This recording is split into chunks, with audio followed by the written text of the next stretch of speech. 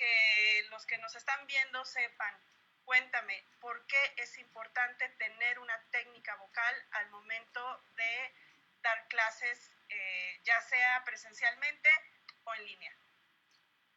Sí, bueno, en este momento se está usando más el trabajo en línea, ¿no? Pero bueno, ahorita ahondo en eso. Primero, quisiera decir cómo inició todo ese trabajo, porque quiero que sepan que tengo desde hace ya 4 años casi que comencé esta investigación del trabajo vocal en el docente. Voy a contar brevemente la historia de cómo sucedió. Después de que yo ya estaba trabajando en la técnica vocal y la expresión verbal para actores, eh, tengo un conocido muy cercano, incluso familiar, que perdió la voz después de tanto tiempo de dar clases a nivel de secundaria en una escuela pública, comenzó a perder la voz y empezó a tener problemas. Entonces, a partir de ese momento, yo empecé a investigar cómo era que funcionaba. Y claro, por supuesto que en México no hay para nada el conocimiento de que un docente también debe de preparar su voz. Y el docente pasa muchas más horas que cualquiera hablando ante un público. Y luego, peor aún, cuando es un público, sobre todo preescolar, o cuando es un público Claro, secundaria. Yo creo que claro, sí. son los más difíciles.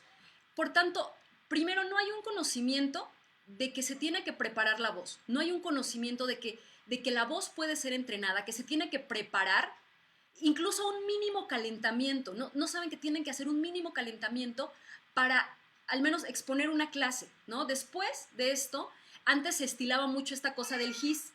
Entonces, ¿qué pasa? El polvo del gis es dañino, completamente dañino. Digo, afortunadamente ya no se usa, espero, pero esto les hacía mucho daño a las cuerdas vocales, o sea, le estaban respirando a los pulmones.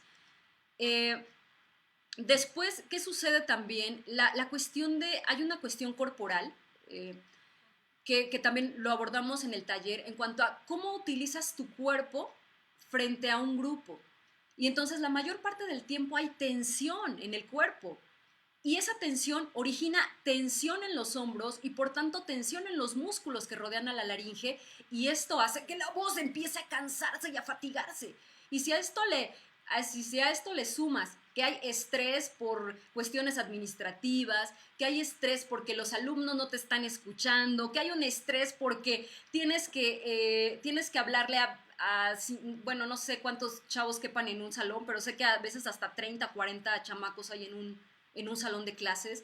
Bueno, si un solo niño lo pueda uno volver loco, imagínate 30 o 50. Es pesado.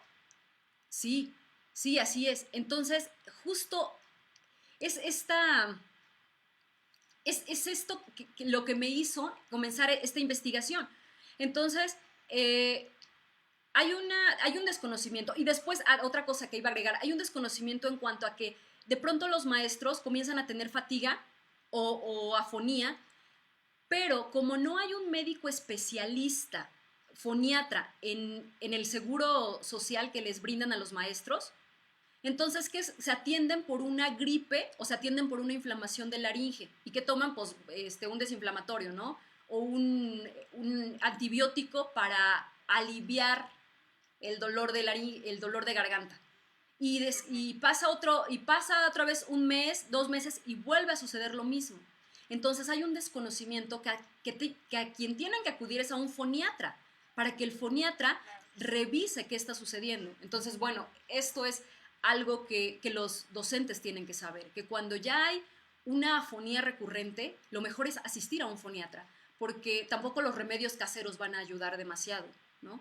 Entonces, bueno, todo esto es lo que me llevó a investigar y a indagar sobre el trabajo del docente, y ya he estado, tú sabes que ahí en CEUVOS ya di 2 talleres para docentes, ya di un taller acá en Toluca con Teatro Landó, con la maestra Betania Paniagua, Sí, y saludos, maestra Betania. saludos Betania, ojalá que nos esté viendo, y también he estado dando como coaching individual a los maestros, entonces he estado he estado ya un buen rato trabajando con docentes, incluso ya varios de los que seguro me están viendo me saben cómo trabajo, saben que ya he trabajado con ellos cosas básicas.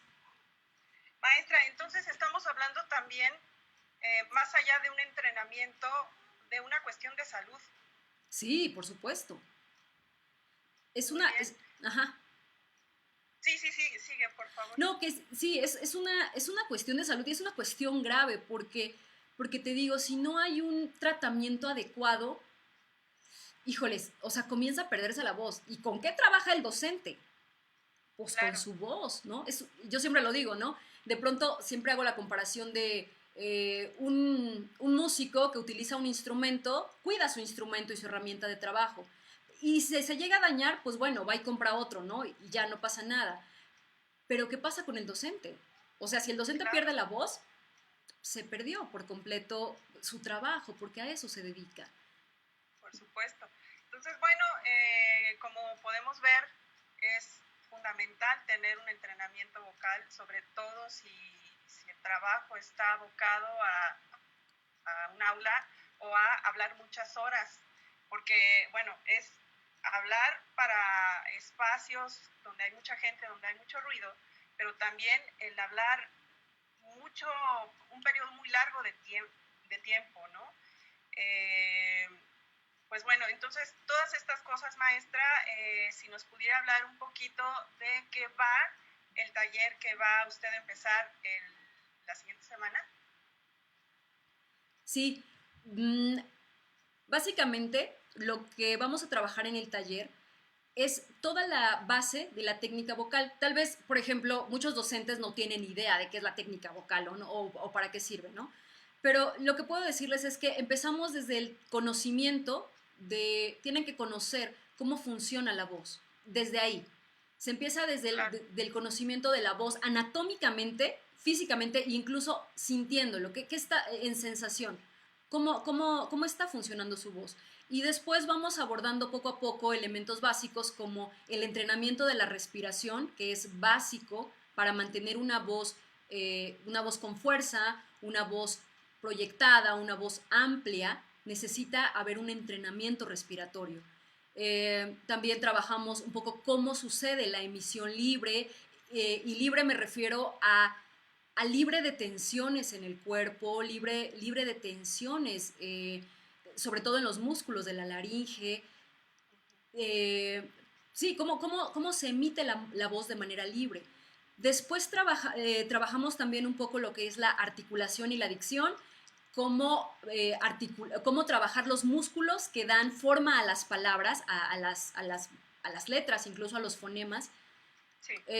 El entrenamiento que se tiene que dar a estos músculos para entonces poder emitir mensajes de manera clara y que se entienda lo que se está diciendo.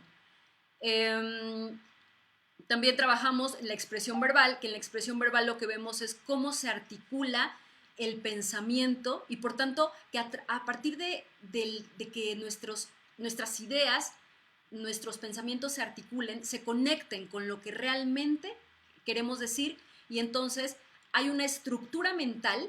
Yo tengo clara una estructura mental, incluso lo abordamos con temas específicos que se dan en una clase. Entonces, ¿cómo estructuras tu tema en tu pensamiento para que este Ajá. tema también se articule en tu voz, en tu mensaje y entonces sea claro para quien te está escuchando? Trabajamos un